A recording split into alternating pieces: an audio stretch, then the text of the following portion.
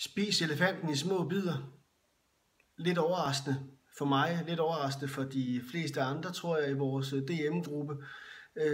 Så var det ikke et af vores 177. Det lyder som et tænkt tal, ret præcist. 177 idéer, vi fik på vores idémøde i løbet af november 2015. Det blev ikke en af de 177 idéer, der rendte med prisen som vores bedste idé.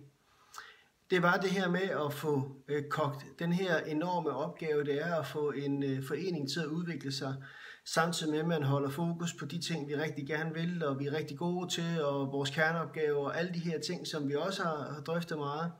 Hvordan gør vi så det? Så blev ideen altså det her, som egentlig dukkede op hen ad vejen, at vi prøver at breake alt ned. Er der en opgave, kan vi dividere den med 2 og dele den ud på 2 hænder, kan vi gøre noget andet. Altså populært sagt, som jeg starter med, spise elefanten i små bidder.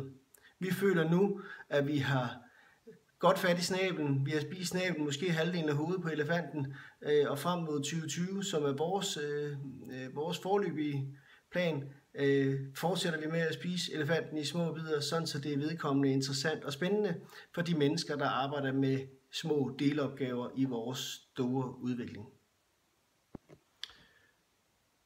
Så det var FSI Gymnastiks bud på en idé, eller vores bedste idé indtil videre. Tak til alle i FSI Gymnastiks DM-gruppe, og tak fordi I for sparring.